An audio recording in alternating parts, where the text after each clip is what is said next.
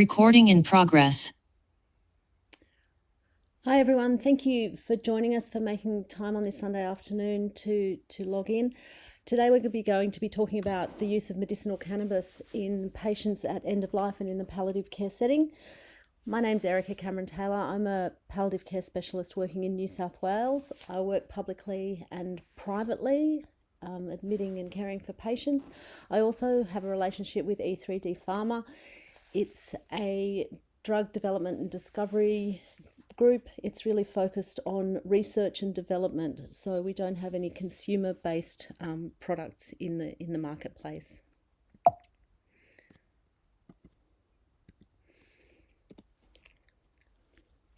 When we think about medicinal cannabis in the Australian setting, one thing that's been particularly difficult for clinicians is the way that the government has introduced the products into the Australian market.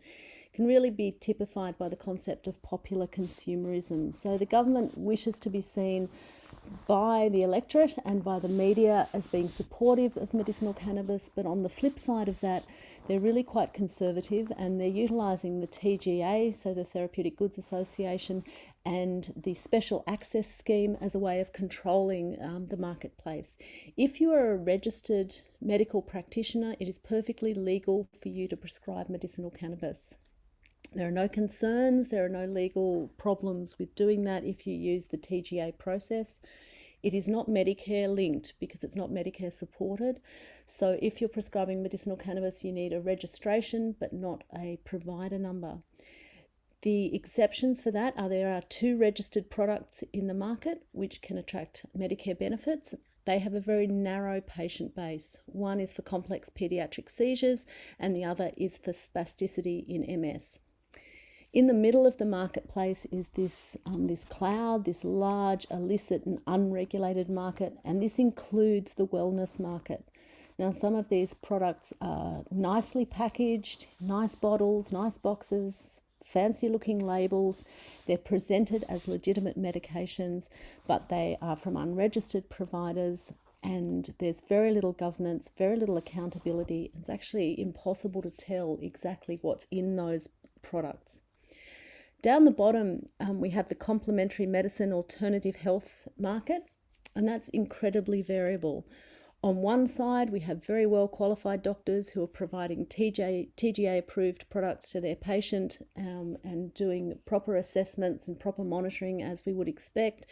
On the other end of that market are unregistered providers, sometimes utilising doctors' TGA accounts in ways that we perhaps would not think were particularly well regulated. For me, I'm using the Special Access Scheme, and I advise doctors to use the Special Access Scheme, and I'm treating medicinal cannabis just as we would with any other prescribed medication. So we're using a very traditional medical paradigm.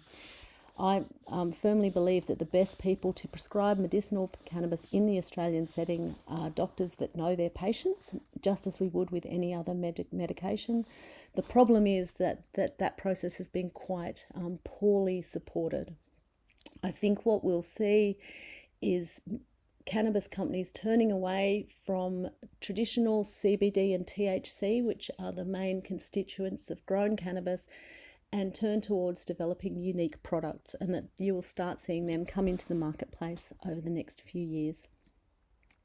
So medicinal cannabis for palliative care, it's a particularly interesting medication in this group because it's very well tolerated.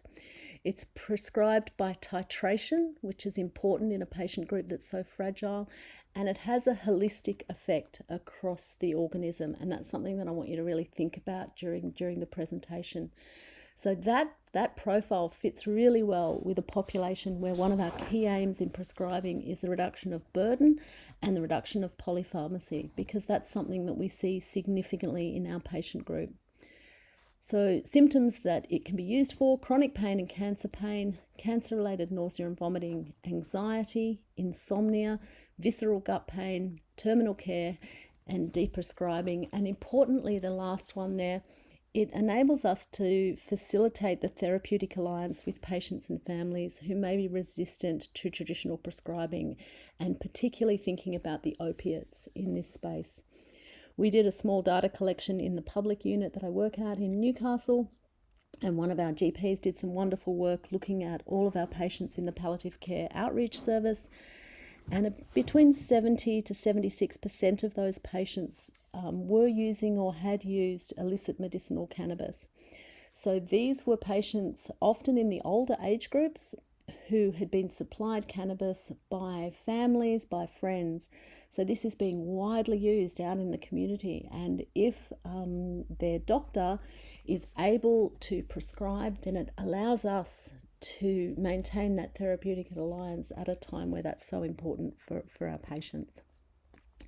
So well-prescribed medicinal cannabis can provide symptomatic benefit for distressing symptoms, both psychospiritual and physical, and it can help us deprescribe, especially multiple things being used for adjuvants, for analgesia, things for anxiety and things for sleep. It allows us to simplify and rationalize the regime. And just think about that group that is often quite difficult, non-cancer pain. We know that we're not supposed to prescribe opiates in that group. That's incredibly difficult for anybody who's sat in a clinic room with these patients. So it can certainly be an option for them. Any patients with trust issues for traditional medications, and it certainly provides patients with hope and a sense of agency. And it's been something that traditional prescribers have been very resistant to, and I think they're missing an opportunity to really connect with their patients in that space. So apologies if you're aware of all of this, but just for those of you who aren't, the prescribing journey for medicinal cannabis, everybody thinks is very complex. It actually isn't. It's reasonably straightforward. We start, as we always should, with our patient and assess what's going on, make sure that we look for red flags, and I'll come back to that a little later. We then decide on the medication. Once again, I'll come back to that later, but there's really only 3 groups of medications that you need to consider. There's 2 main chemical constituents of the grown cannabis plant, CBD and THC, remembering that THC is the psychoactive component, CBD has no psychoactive component. In the middle there, you have a mix. So there's really 3 sorts of medicinal cannabis that you could consider prescribing. You decide on what medication you want, the dose, the plan for titration. From there, you apply through the TGA. The TGA pathway is an online pathway. It's not onerous. Once you're registered for the TGA, it's all online. A few simple questions about the medication, about the doses, about your justification for that, because the government does not regard medicinal cannabis as first line, so they really want to know what else you've tried. From there, you will submit that application online, and usually within 24 to 48 hours, they will send you back an approval. We did a pilot in the Newcastle setting in general practice, and we ran at about a 96 to 97% first application approval rate. So the majority of patients were approved straight off. If the government doesn't approve, they will send you a letter saying, please give us more information about some aspect of your application. Once you have that approval through, you will get a TGA number that will then be forwarded to the pharmacist along with the script that you provide. Once the pharmacist has that TGA application number and the script, they can then access the product and provide it to the patient. So when practitioners first think about prescribing cannabis, understandably, the first thing is safety. It's very, very safe. So we think about margin of exposure. This is the ratio between the toxic threshold and the average human consumption. So the higher that number is, the safer an item is. Medicinal cannabis has a very, very high MOE, so it has a very, very low risk. This means in practice that it's incredibly difficult to find anybody who's managed to kill themselves through an overdose of medicinal cannabis. In practice, this drug is safer than the benzos and the opiates. It's safer than any antiarrhythmic. It's safer than any blood thinner. It's actually safer than your blood pressure agents and your non-steroidal anti-inflammatory drugs. A couple of really quick things to remember. There's no single correct dose. Some companies will send you marketing material to say that you should have X starting dose. There is actually no single correct dose. People vary a great deal in how they respond to medicinal cannabis. Therefore, in my opinion, the effective dose is best determined by gradual dose titration, the old start low and go slow. This process allows review of response, review of any unwanted side effects. So often the best way to start is by prescribing an oil. Because it's a liquid, it can be titrated easily by volume. Once you get to your effective dose, if you wish, you can translate that through to capsules if that's what you want to do. Medicinal cannabis, unlike illicit cannabis, allows an accurate prescribing of both CBD and THC content. Therefore, we can prevent any unintended THC exposure. Sometimes in palliative care, and particularly in terminal care, we want THC exposure because it causes drowsiness, and it can sometimes cause a little bit of euphoria. It makes patients much more settled. But in, for example, the geriatric population, we've certainly seen delirium due to THC exposure when patients have been using unregistered medications. So that brings us to contaminants and adulterants. People often say, oh, I'm getting it from the Church of Ubuntu, or I'm getting it over the counter at the Doyleson Tavern, or whatever it might be. I don't need medicinal cannabis. Well, in fact, it's unsafe. You don't know what's in it, no matter how pretty the label may look. So there's a significant risk to patients, and particularly in that very frail group of palliative care patients and in geriatrics. These people can be very sensitive to any changes in concentration or any contaminants. So the fact that there's increasing economic potential has meant that street cannabis is increasingly contaminated with artificial adulterants, residues of growth enhancers, solvents, pesticides, a whole lot of microbial things and fungi and rat poo and all sorts of things. Two other issues which are of concern. I don't currently prescribe, but when I was prescribing, I did not prescribe anything that was inhaled. But some practitioners do prescribe leaf and flower. So if something is being sold by weight, often that's adulterated with grass clippings or this thing called calamus, which is a toxic plant, or even by glass beads and lead powder, anything to make it heavier. On the flip side of that is the oils, which are often diluted down with almond oil. This leads to patients having very variable effect batch by batch, and that's something that we can eliminate if we prescribe correctly. One other concern that we've had is that often providers, particularly in the alternative medicine space, will provide other advice to the patients. So they will say, here's your street cannabis, but also you shouldn't have any sugar, and you should have a whole lot of coconut oil, and you should have this supplement and that supplement. So we're getting unqualified people giving a whole lot of health advice to very fragile patients, which I think is unhelpful. If you're a traditional practitioner and you're looking for evidence base in medicinal cannabis, you're going to struggle. The randomized placebo-controlled trial evidence base is poor, and I think that anybody who tells you otherwise is incorrect.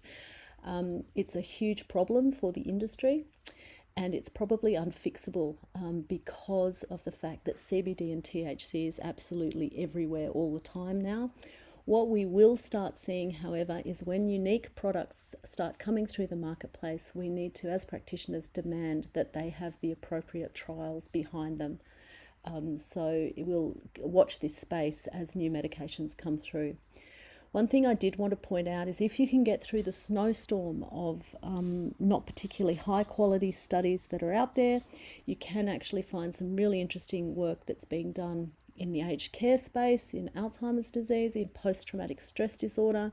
Phil Good and team in Queensland are doing some very interesting work looking at the use of cannabis in palliative care, and there'll be more work coming out from that team shortly. There's also some interesting work in neuropathic pain states, the particular interest in THC for neuropathic pain, and looking at the reasons patients are using and their responses over time. This is a particularly traditional source, so I've used this as the most conservative source that we have, the National Academies of Science, Engineering and Medicine out of the States. They did a big review using a large meta-analysis by Whiting et al. Plus other publications. They published in 2017, but there's actually been an update in 2020.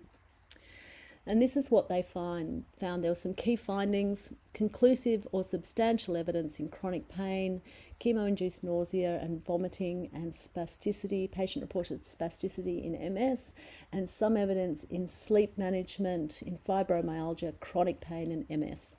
So for a publication of this sort to say that, and say it quite overtly, that means that there really is evidence out there. And that studies of unique medications that start coming through will start to put more of an evidence base behind it. There was limited evidence of other benefits, appetite and weight, and that data really comes out of HIV, AIDS, things like Tourette's, other forms of anxiety and PTSD. So when we think about how do you prescribe, the key is to understand a little bit about the human endocannabinoid system. So we do actually make our own endocannabinoids in low amounts. It's very, very old. It exists in all vertebrates, and it's a widespread modulating system. And the thing to remember is that it is widespread. It's not as if it's in one system or one organ. It's all over the place. It's based on endogenous retrograde neurotransmitters, and unlike most human systems, the precursors are present in the membranes, but they're liberated and released on demand. They're not synthesized ahead of time and stored in vesicles. And that's important because endocannabinoid deficiency is postulated to have a role in migraine, fibromyalgia, schizophrenia, irritable bowel disease, and some chronic pain states. So all of these things that we're not able to treat appropriately currently, the clever scientists in labs around the world are starting to think that there are implications for this in endocannabinoid deficiency. These things are active in cell regulation, cell homeostasis across the organism, particularly in neurotransmitter release, in synaptic plasticity, cytokines, and in the perception and the memory of pain. It acts to affect sleep, mood, appetite, fertility, and particularly the pain response.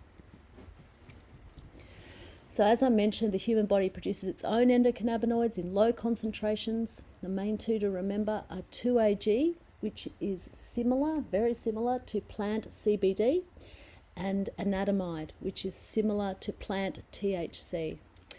It's a little bit more complicated than is presented here, but if you can remember those two and remember that there are membrane-bound proteins that they act on. So the expression of CB1 receptors are reflected in most of the actions of THC. So there's high concentrations in areas of the brain that regulate appetite, memory, and motor response, and fear extinction. The fear extinction response is what's particularly interesting in the work that's being done around PTSD. CB1 is also found in non-neuronal tissues, including in the GI tract and the liver. And that's interesting because patients with irritable bowel disease, Crohn's disease, ulcerative colitis have been self-medicating with medicinal cannabis probably for centuries. And now the scientists are beginning to understand why that may work. CB2 receptors, high concentrations in immunological tissue, also in macrophages, osteoclasts and blasts, and in the microglia. The signalling is very, very complex, and I don't pretend to understand it, but importantly, it's retrograde. So signalling is initiated postsynaptically and acts presynaptically. And as you would know, most human systems are anterograde, so this is the opposite, which has led the scientists to discover that this is a very, very ancient system. Precautions. Of course, like anything, there are precautions. So a family or personal history of addiction or psychosis is a relative contraindication to THC. Of course, not an issue so much in palliative care or in the terminal phase. That warning relates to THC only. So remembering only THC is psychoactive, no problems with CBD in that space. There is conclusive evidence that THC increases your risk of motor vehicle accidents. So in the Australian setting, it is illegal to drive with THC in your system. Realistically, the police aren't particularly interested, but if you have an accident and you're tested and you're found to be THC positive, then you will be liable. A script, a TGA approval, that is in no way protective, and patients need to understand that. So patients who are still driving, you want to minimize THC exposure, and to the point where a lot of practitioners will say you can have a dose at night if you're driving in the morning, but you shouldn't have a morning dose of anything containing THC. The legislation will probably be altering over time, just like with alcohol. If you've had one glass, you're okay, but if you've had 7 glasses, you're not. We haven't quite got that technology through in the Australian setting yet, but I think we will get it. Medicinal cannabis is fine in renal failure, but liver failure is a different ballpark. There's a lot of evidence in vitro that it can lead to liver damage in patients with existing liver disease. It's been more difficult to prove in vivo.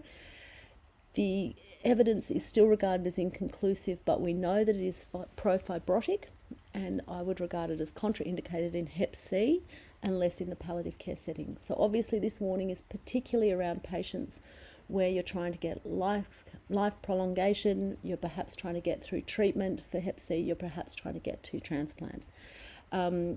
It can be protective in alcohol-related liver disease in some studies, so obviously a lot more work is required. We have insufficient evidence to conclusively state that cannabis is safe in pregnant women, and importantly, it's detrimental to fertility in both sexes. So if a couple is going through IVF, you're certainly contraindicating any form of cannabis. Importantly, medicinal cannabis or illicit cannabis is associated with an increased risk of ischemic events. So it's contraindicated in current unstable cardiac disease, but that warning particularly relates to ischemia. So AF, bit of heart failure, not so concerned, but it's ischemic risk that's your concern.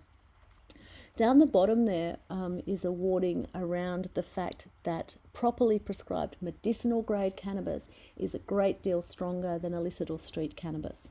So anybody swapping over to medicinal cannabis, as we should encourage all of our patients to do, should be warned about the strength.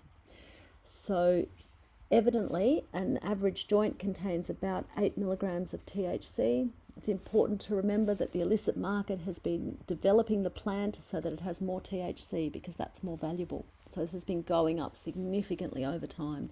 So all those people that smoked a whole heap of joint in the 60s and 70s, they didn't get anywhere near the THC exposure that somebody could get today. And importantly, remembering the synthetic cannabis that's out on the streets, which is particularly dangerous, A, because it's unregulated, and B, because it's got a whole lot of illicit things in it, but C, because the THC content is so high. So a lot of products in the marketplace have something like 20 milligrams of THC per mil.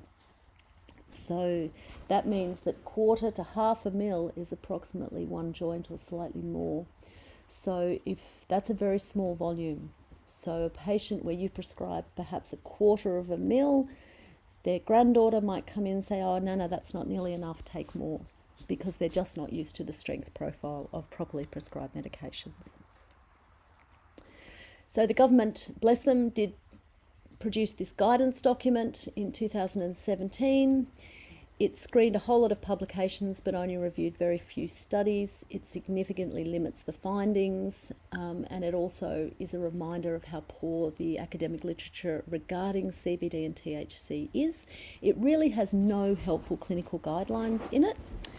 CBD is believed to reduce convulsions. Well, we know that. There's a registered product for pediatric epilepsy, and it's likely to help appetite. We know that THC does that.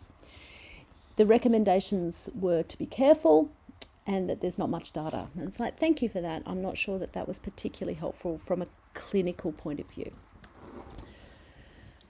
So CBD dominant medications are indicated for seizure control, and we can remember from that they're calming. They calm things down across the membranes. So that's why they're useful for anxiety, they're useful for insomnia, but they're also very useful for pain, particularly for chronic pain. So patients with chronic arthritis, chronic joint pain, the fibromyalgia group, there's excellent evidence coming through for CBD dominant medications in that patient group.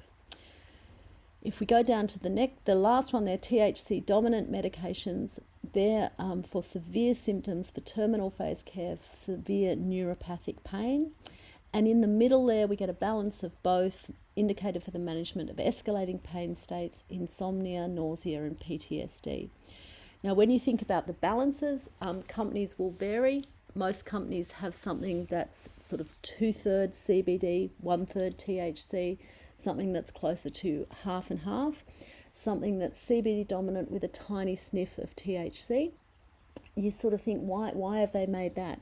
And it's because the scientists, the clever people in the labs, are telling us that because of the human endocannabinoid system, if we present the organism with something that has both, then the effects are greater. They call it the entourage effect. It's the subject of a whole lot of research, but that's the reason that you will see in the marketplace something that is 15 milligrams of CBD and 2 milligrams of THC per mil. It's because of that effect.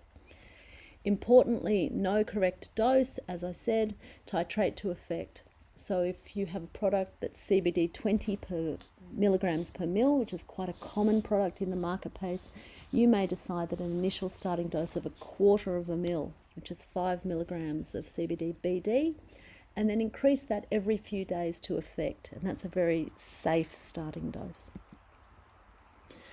So pain, initially CBD dominant, subsequently CBD and THC. Nausea, it's really THC that's your active component, so you would start with CBD THC.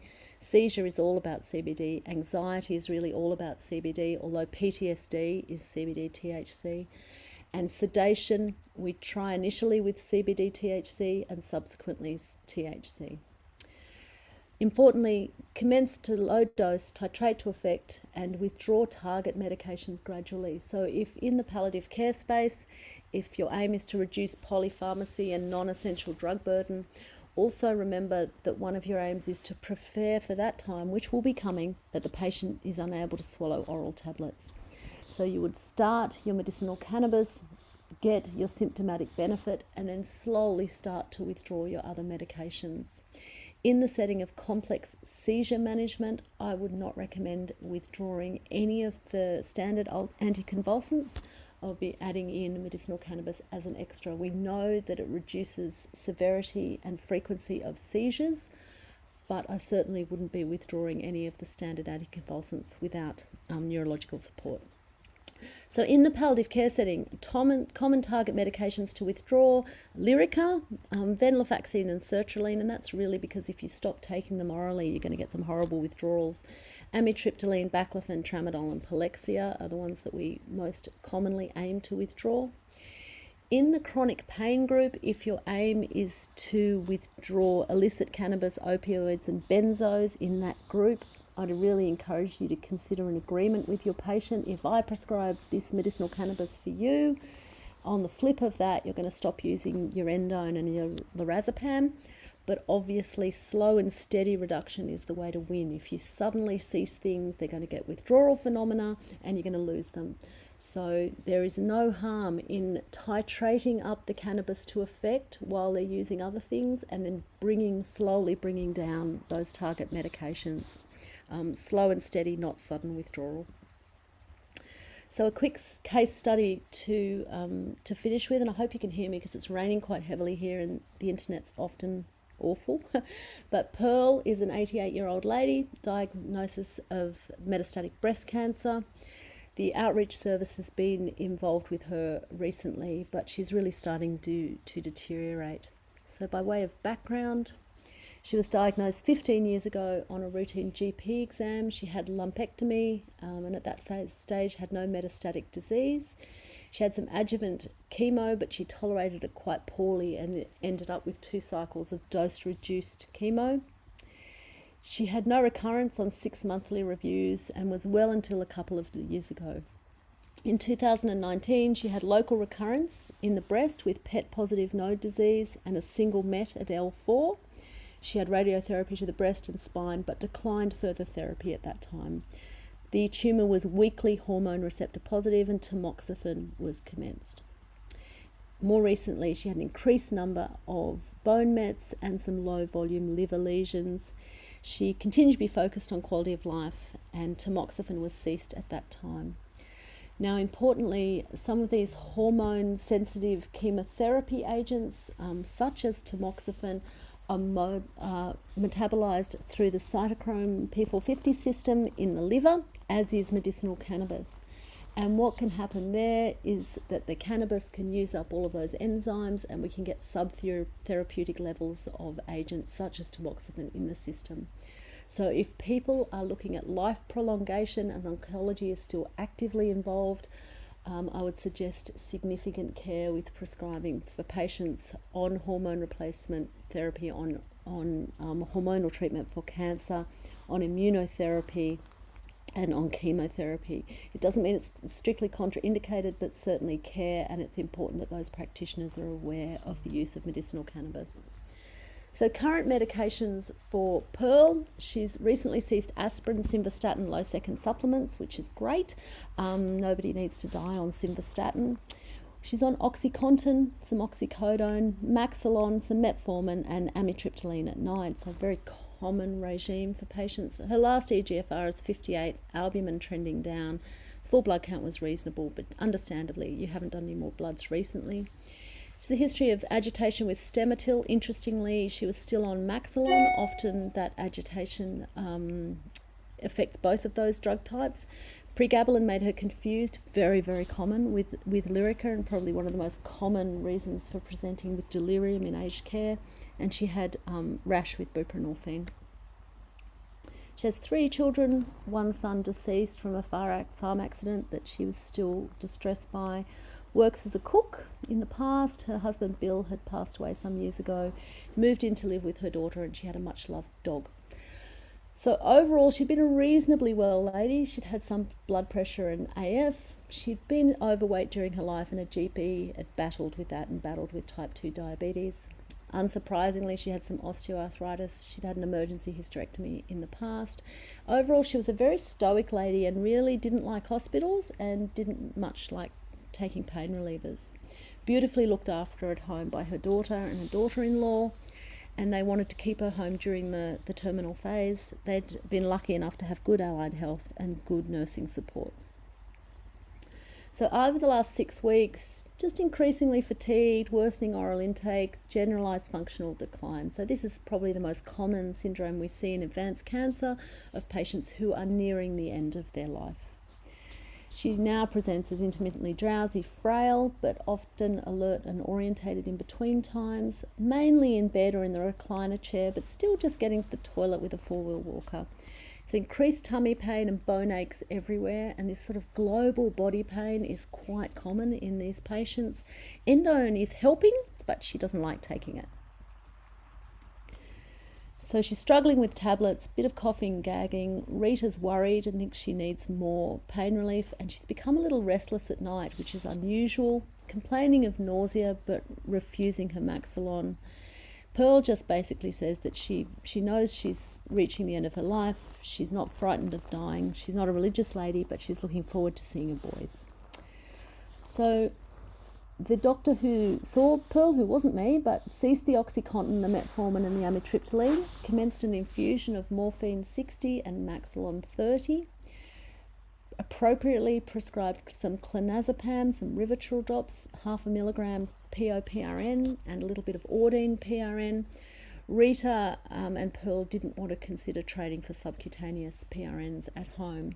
The doctor went then reviewed the next day. Pain much better, but agitation worse, more unsettled, more confused, and no oral intake. Episodes of severe cramping tummy pain and some back pain. Struggling to take the Ordine.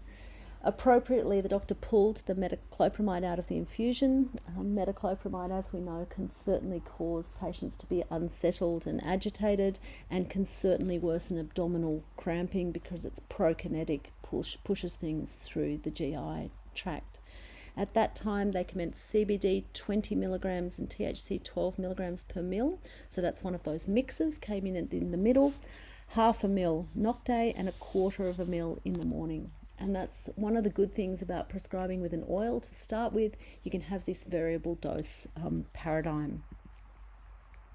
So much better night, agitation slowly settled over a couple of days, taking a little bit orally, titrated on day 4 to 0.5 milligram Mane and Midi and 1 mil at night with benefit, more lucid, able to talk with family, very settled and restful. And then her level of consciousness decreased, and she was really minimal responsive in the last 48 hours of life.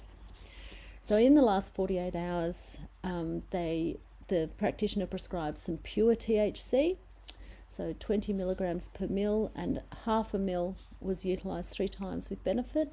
One of the good things about medicinal cannabis is it can go in through the buccal mucosa, so it's not really relying on a great swallow at these low volumes of liquid, so that's useful. The infusion was increased to morphine 70, but the clinician actually said that the family were very concerned about pain, but clinically there wasn't a huge amount of evidence of that. No adjuvant antiemetics or benzos were needed throughout the terminal phase. So we'll go back to live in a second, and I'm hoping you can ask me any questions. I'm really happy to discuss any patients that you may be looking after, any questions you have about the use of medicinal cannabis in any patient, but I guess particularly in aged care and palliative care. So thanks for listening.